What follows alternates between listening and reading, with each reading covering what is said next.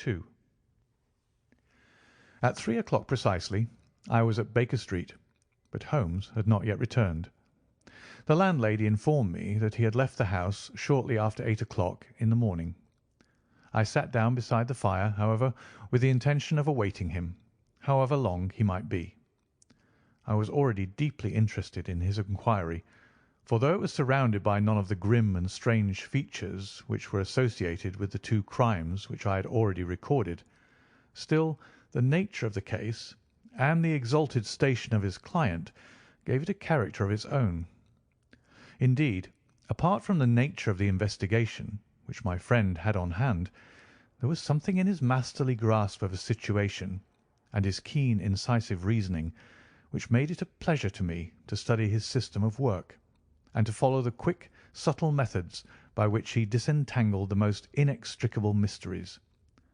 So accustomed was I to his invariable success that the very possibility of his failing had ceased to enter into my head. It was close upon 4 before the door opened, and a drunken-looking groom, ill-kempt and side-whiskered, with an inflamed face and disreputable clothes, walked into the room. Accustomed as I was to my friend's amazing powers in the use of disguises, I had to look 3 times before I was certain that it was indeed he. With a nod he vanished into the bedroom, whence he emerged in 5 minutes, tweed-suited and respectable, as of old. Putting his hands into his pockets, he stretched out his legs in front of the fire and laughed heartily for some minutes. "Well, really," he cried, and then he choked and laughed again until he was obliged to lie back, limp and helpless, in the chair. "What is it?" "It's quite too funny. I am sure you could never guess how I employed my morning or what I ended by doing." "I can't imagine.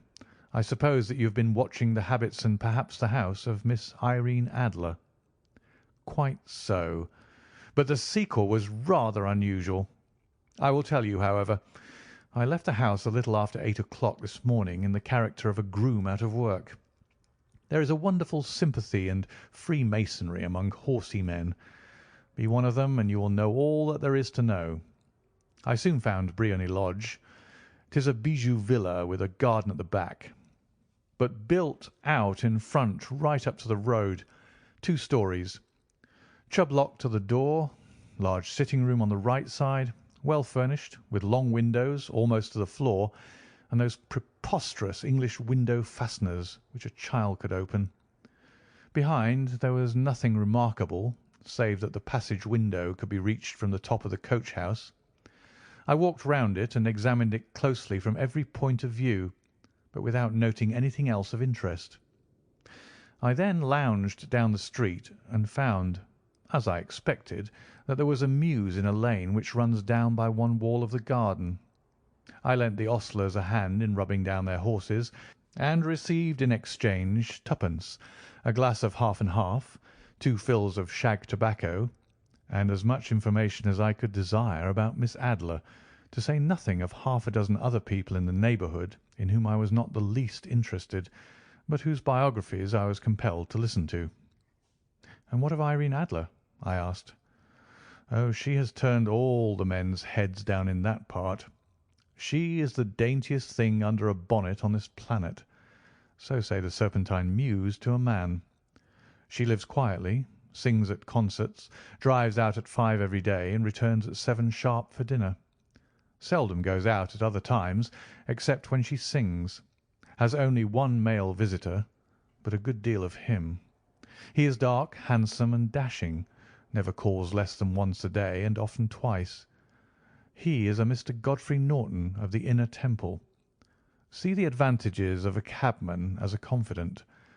They had driven him home a dozen times from Serpentine Mews, and knew all about him.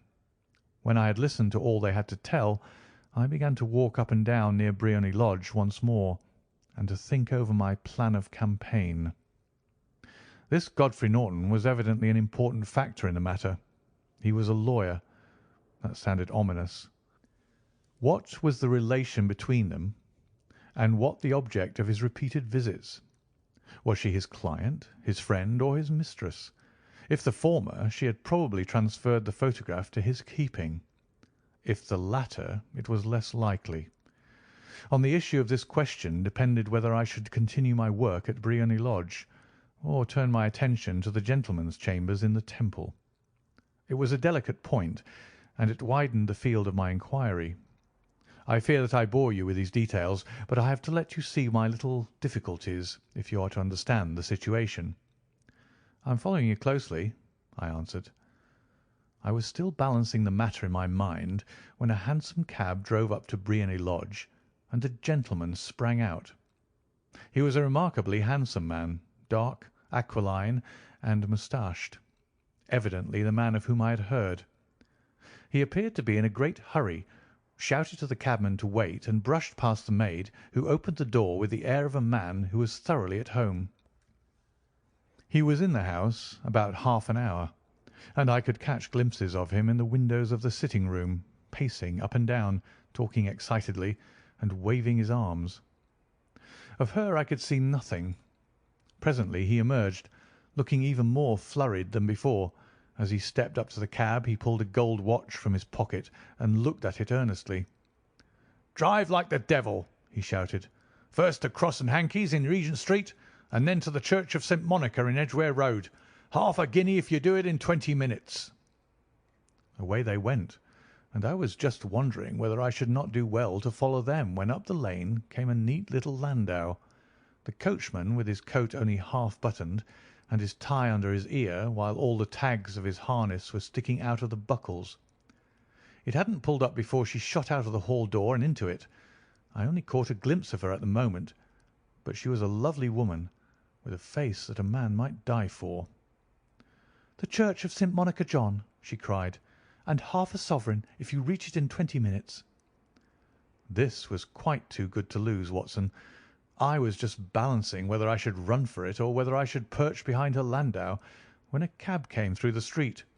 The driver looked twice at such a shabby fare, but I jumped in before he could object.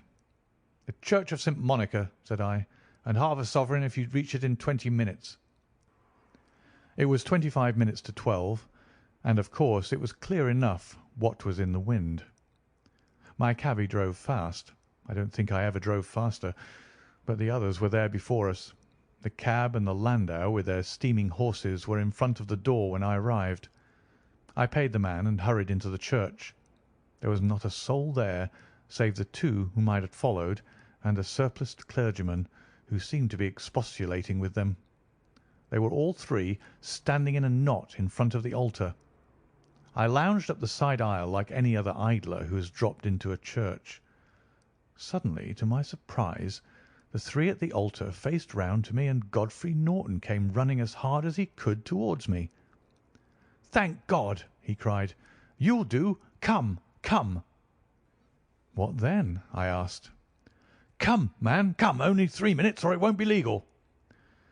I was half dragged up to the altar, and before I knew where I was, I found myself mumbling responses which were whispered in my ear, and vouching for things of which I knew nothing, and generally assisting in the secure tying up of Irene Adler, spinster, to Godfrey Norton, bachelor. It was all done in an instant, and there was the gentleman thanking me on the one side, and the lady on the other, while the clergyman beamed on me in front. It was the most preposterous position in which I have ever found myself in my life, and it was the thought of it that started me laughing just now. It seems that there had been some informality about their licence, that the clergyman absolutely refused to marry them without a witness of some sort, and that my lucky appearance saved the bridegroom from having to sally out into the streets in search of a best man. The bride gave me a sovereign, and I mean to wear it on my watch chain in memory of the occasion. "This is a very unexpected turn of affairs," said I. "And what then?" "Well, I found my plans were seriously menaced. It looked as if the pair might take an immediate departure, and so necessitate very prompt and energetic measures on my part. At the church door, however, they separated, he driving back to the Temple, and she to her own house. "I shall drive out in the park at 5 as usual," she said as she left him. I heard no more. They drove away in different directions, and I went off to make my own arrangements. "Which are?" "Some cold beef and a glass of beer," he answered, ringing the bell. "I have been too busy to think of food, and I am likely to be busier still this evening. By the way, Doctor, I shall want your cooperation." "I shall be delighted." "You don't mind breaking the law?" "Not in the least." "Nor running a chance of arrest?" "Not in a good cause." "Oh, the cause is excellent." "Then I am your man." "I was sure that I might rely on you." "But what is it you wish?" "When Mrs. Turner has brought in the tray I will make it clear to you. Now," he said, as he turned hungrily on the simple fare that our landlady had provided, "I must discuss it while I eat, for I have not much time. It is nearly 5 now. In 2 hours we must be on the scene of action. Miss Irene, or Madam, rather, returns from her drive at 7. We must be at Briony Lodge to meet her." "And what then?" "You must leave that to me. I have already arranged what is to occur. There is only one point on which I must insist. You must not interfere. Come what may, you understand." "I am to be neutral?" "To do nothing whatever. There will probably be some small unpleasantness. Do not join in it. It will end in my being conveyed into the house. 4 or 5 minutes afterwards the sitting-room window will open. You are to station yourself close to that open window." "Yes." "You are to watch me, for I will be visible to you." "Yes." "And when I raise my hand, so, you will throw into the room what I give you to throw, and will, at the same time, raise the cry of fire. You quite follow me?" "Entirely." "It is nothing very formidable," he said, taking a long cigar-shaped roll from his pocket. "It is an ordinary plumber's smoke rocket, fitted with a cap at either end to make it self-lighting. Your task is confined to that.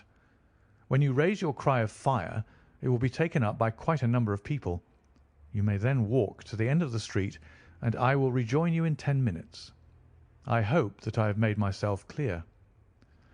I am to remain neutral, to get near the window, to watch you, and at the signal to throw in this object, then to raise the cry of fire, and to wait you at the corner of the street." "Precisely." "Then you may entirely rely on me." "That is excellent. I think, perhaps, it is almost time that I prepare for the new role I have to play." He disappeared into his bedroom and returned in a few minutes in the character of an amiable and simple-minded nonconformist clergyman. His broad black hat, his baggy trousers, his white tie, his sympathetic smile, and general look of peering and benevolent curiosity was such as Mr. John Hare alone could have equalled. It was not merely that Holmes changed his costume. His expression, his manner, his very soul seemed to vary with every fresh part that he assumed. The stage lost a fine actor, even as science lost an acute reasoner when he became a specialist in crime. It was 6:15 when we left Baker Street, and it still wanted 10 minutes to the hour when we found ourselves in Serpentine Avenue. It was already dusk, and the lamps were just being lighted as we paced up and down in front of Briony Lodge, waiting for the coming of its occupant.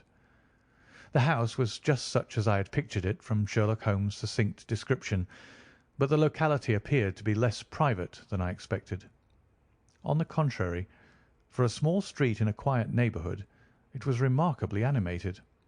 There was a group of shabbily dressed men smoking and laughing in a corner, a scissors grinder with his wheel, 2 guardsmen who were flirting with a nurse girl, and several well-dressed young men who were lounging up and down with cigars in their mouths. "You see," remarked Holmes, as we paced to and fro in front of the house, "this marriage rather simplifies matters. The photograph becomes a double-edged weapon now. The chances are that she would be as averse to its being seen by Mr. Godfrey Norton as our client is to its coming to the eyes of his princess. Now the question is, where are we to find the photograph?" "Where indeed?" "It is most unlikely that she carries it about with her. It is cabinet size, too large for easy concealment about a woman's dress. She knows that the king is capable of having her waylaid and searched. 2 attempts of the sort have already been made. We may take it, then, that she does not carry it about with her. Where, then? Her banker or her lawyer? There is that double possibility. But I am inclined to think neither. Women are naturally secretive, and they like to do their own secreting. Why should she hand it over to anyone else? She could trust her own guardianship, but she could not tell what indirect or political influence might be brought to bear upon a businessman. Besides, remember that she had resolved to use it within a few days. It must be where she can lay her hands upon it. It must be in her own house. But it has twice been burgled. They do not know how to look. But how will you look? I will not look. What then? I will get her to show me.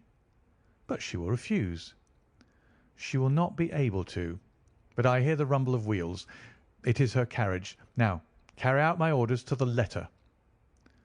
As he spoke, the gleam of the sidelights of a carriage came round the curve of the avenue. It was a smart little landau, which rattled up to the door of Briony Lodge. As it pulled up, one of the loafing men at the corner dashed forward to open the door in the hope of earning a copper, but was elbowed away by another loafer who had rushed up with the same intention. A fierce quarrel broke out, which was increased by the 2 guardsmen who took sides with one of the loungers, and by the scissors grinder, who was equally hot upon the other side. A blow was struck, and in an instant the lady who had stepped from her carriage was the centre of a little knot of flushed and struggling men, who struck savagely at each other with their fists and sticks. Holmes dashed into the crowd to protect the lady, but just as he reached her, he gave a cry and dropped to the ground with the blood running freely down his face.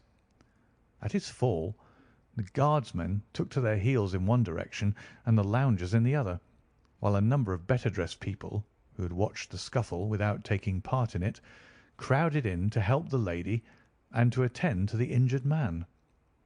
Irene Adler, as I will still call her, had hurried up the steps, but she stood at the top with her superb figure outlined against the lights of the hall, looking back into the street.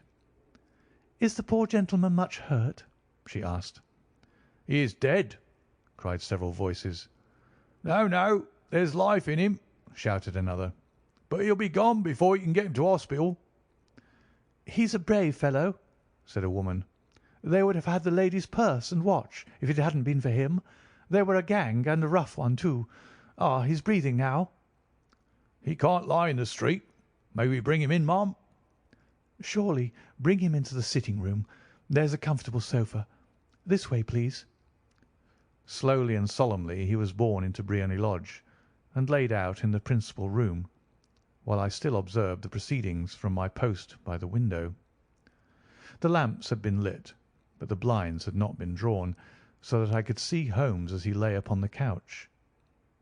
I do not know whether he was seized with compunction at that point for the part he was playing, but I know that I never felt more heartily ashamed of myself in my life than when I saw the beautiful creature against whom I was conspiring, or the grace and kindliness with which she waited upon the injured man. And yet it would be the blackest treachery to Holmes to draw back now from the part which he had entrusted to me. I hardened my heart and took the smoke rocket from under my ulster. After all, I thought, we're not injuring her. We are but preventing her from injuring another. Holmes had sat upon the coach, and I saw him motion like a man who is in need of air. A maid rushed across and threw open the window. At the same instant I saw him raise his hand, and at the signal I tossed my rocket into the room with a cry of "Fire!" The word was no sooner out of my mouth than the whole crowd of spectators, well dressed and ill, gentlemen, ostlers, and servant maids, joined in a general shriek of "Fire!" Thick clouds of smoke curled through the room and out at the open window. I caught a glimpse of rushing figures, and a moment later the voice of Holmes from within, assuring them that it was a false alarm. Slipping through the shouting crowd, I made my way to the corner of the street, and in 10 minutes was rejoiced to find my friend's arm in mine and to get away from the scene of uproar. He walked swiftly and in silence for some few minutes until we had turned down one of the quiet streets which led towards the Edgware Road. "You did it very nicely, Doctor," he remarked. "Nothing could have been better. It is all right." "You have the photograph?" "I know where it is." "And how did you find out?" "She showed me, as I told you she would." "I'm still in the dark." "I do not wish to make a mystery," said he, laughing. "The matter was perfectly simple. You, of course, saw that everyone in the street was an accomplice. They were all engaged for the evening." "I guessed as much." "Then, when the row broke out, I had a little moist red paint in the palm of my hand. I rushed forward, fell down, clapped my hand to my face, and became a piteous spectacle. It is an old trick." "That also I could fathom." "Then they carried me in. She was bound to have me in. What else could she do? And into her sitting room, which was the very room which I suspected. It lay between that and her bedroom, and I was determined to see which. They laid me on a couch. I motioned for air. They were compelled to open the window, and you had your chance." "How did that help you?" "It was all important. When a woman thinks that her house is on fire, her instinct is at once to rush to the thing which she values most. It is a perfectly overpowering impulse, and I have more than once taken advantage of it. In the case of the Darlington substitution scandal, it was of use to me, and also in the Arnsworth Castle business. A married woman grabs at her baby, an unmarried one reaches for her jewel box. Now it was clear to me that our lady of to-day had nothing in the house more precious to her than what we are in quest of. She would rush to secure it. The alarm of fire was admirably done. The smoke and shouting were enough to shake nerves of steel. She responded beautifully. The photograph is in a recess behind a sliding panel just above the right bell pull. She was there in an instant, and I caught a glimpse of it as she half drew it out. When I cried out that it was a false alarm, she replaced it, glanced at the rocket, rushed from the room, and I have not seen her since. I rose, and making my excuses, escaped from the house. I hesitated whether to attempt to secure the photograph at once, but the coachman had come in, and as he was watching me narrowly, it seemed safer to wait. A little over-precipitance may ruin all. "And now?" I asked. "Our quest is practically finished. I shall call with the King to-morrow, and with you if you care to come with us. We will be shown into the sitting-room to wait for the lady, but it is probable that when she comes she may find neither of us nor the photograph. It might be a satisfaction to His Majesty to regain it with his own hands." "And when will you call?" "At 8 in the morning. She will not be up, so that we shall have a clear field. Besides, we must be prompt, for this marriage may mean a complete change in her life and habits. I must wire to the King without delay." We had reached Baker Street and had stopped at the door. He was searching his pockets for the key when someone passing said, "Good night, Mr. Sherlock Holmes." There were several people on the pavement at the time, but the greeting appeared to come from a slim youth in an ulster who had hurried by. "I've heard that voice before," said Holmes, staring down the dimly lit street. "Now I wonder who the deuce that could have been."